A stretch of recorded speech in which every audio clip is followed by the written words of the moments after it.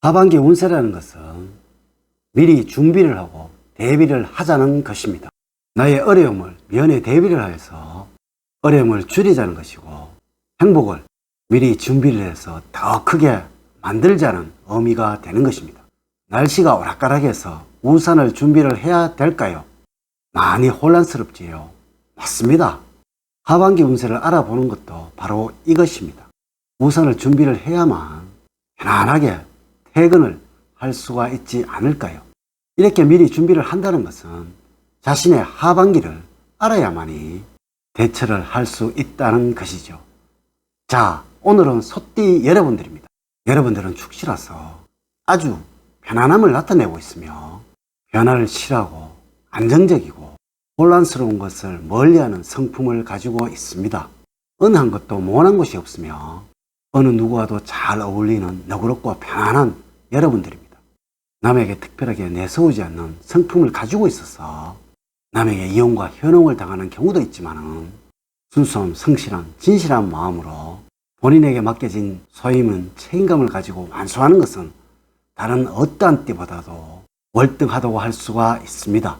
상대적으로는 너무나 보수적이고 완고하고 고집이 강해서 한 걸음 늦다라는 그런 소리도 듣고도 있지만은 이러한 성품을 장점으로 살리신다면은 최고로 만들어가는 하반기를 맞이하게 될 것입니다. 자, 이제 이민년 하반기 운세를 말씀드리도록 하겠습니다. 여러분 안녕하세요. 소강 박운호입니다. 여러분의 간지인 토행은 화오행의 기세를 어떻게 살리냐에 의해서 하반기는 달라지게 된다는 것입니다. 먼저 49년 기축년생이 되겠습니다.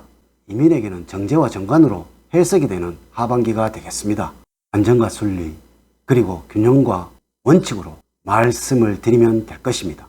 하반기에는 안정적이고 평화롭고 순리적으로 모든 일들이 흘러갈 것입니다. 정제와 정관은 육친 중에서 최고의 조합입니다. 하반기에는 아주 행운이 충만할 것이라는 뜻이 되겠습니다. 재물적으로 돈을 나타내는 육친인 정제라는 것은 변화가 없고 안정적이라서 변화를 주어서는 안 됩니다. 하반기에는 금전적으로는 부족함 없이 살아간다는 것이죠. 이것은 반드시 욕심을 버려야 합니다. 건강운은 최고의 컨디션을 가지는 하반기가 될 거예요.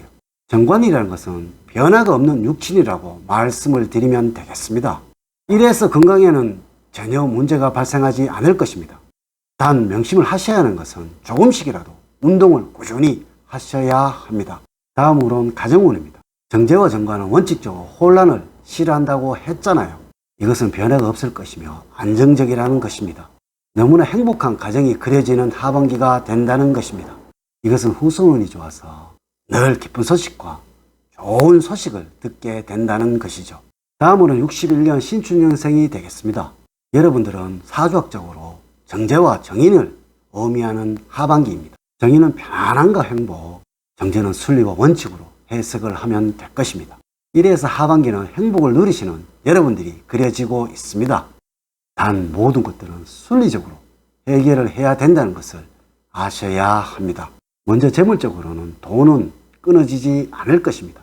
하반기에는 돈 부족으로 인한 어려움은 없다는 것입니다. 다음으로는 직업운입니다. 아무런 조건 없이 물러나야 하는 시기가 되었습니다. 무슨 특별한 큰 문제는 없을 것입니다.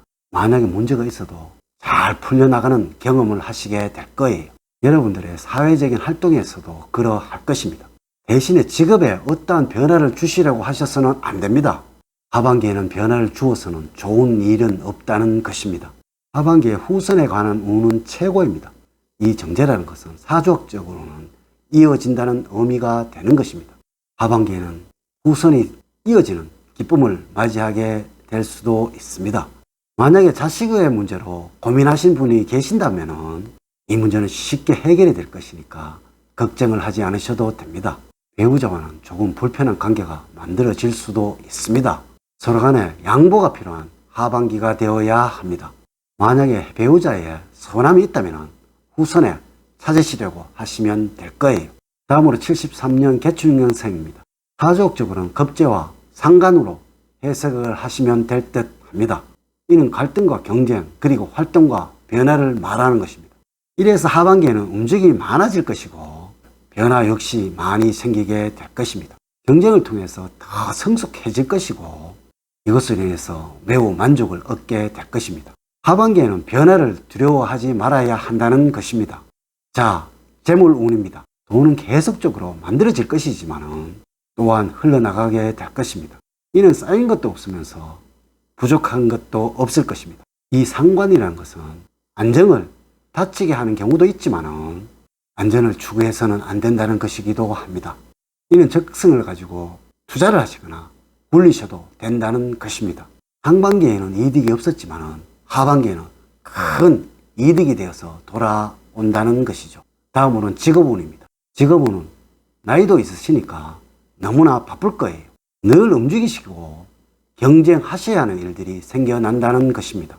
여러분들 하반기에는 이런 말을 할 것입니다. 너무나 바빠서 죽을 지경이라고 말이죠. 늘 기쁜 마음으로 하신다면 결과는 100% 너무나 좋게 돌아올 것입니다. 다음으로 가정운입니다. 가정에서는 무조건 양보가 필요한 하반기가 될 것입니다. 돈복이 있고 직업운이 바쁘다는 것은 가정을 등한시할 수밖에 없다는 것이죠. 하반기의 이 겁재라는 것은 다툼을 말하는 것이고 상관은 자식을 의미하는 것이라서 하반기에는 가정에서는 양보가 기본이 되어야 합니다. 하반기 가정에서는 자식이 하는 일이 마음에 들지 않아서 다투는 일이 많이 일어난다는 것입니다. 이것은 무조건 참아야 하고 양보를 하셔야 합니다. 이것은 여러분의 운이 그러한 것이 자식의 잘못이 아닙니다. 다음으로 85년 을축년생입니다. 사주학적으로는 정과 겁재로 해석을 하면 될 것입니다. 이는 편안함과 안정, 그리고 갈등과 경쟁입니다. 이는 서로가 상반되는 해석인데요.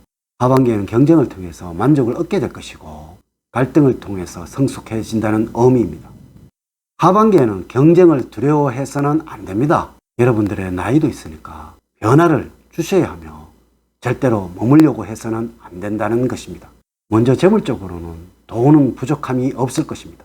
이 모든 돈들은 경쟁을 통해서 만들어질 것입니다. 경쟁을 하면서 갈등을 한 양만큼 모두가 돈으로 환산되는 경험을 하시게 될 것입니다. 이것은 하반기에는 재물운이 너무나 좋다는 것입니다. 다음으로는 직업운입니다. 바쁘기도 하지만 편안한 하반기가 만들어질 것입니다. 이것은 직업운은 아주 좋다는 것이죠. 이 모든 것들은 여러분들이 주도적으로 하셔야 합니다. 먼저 행하도록 하셔야 합니다.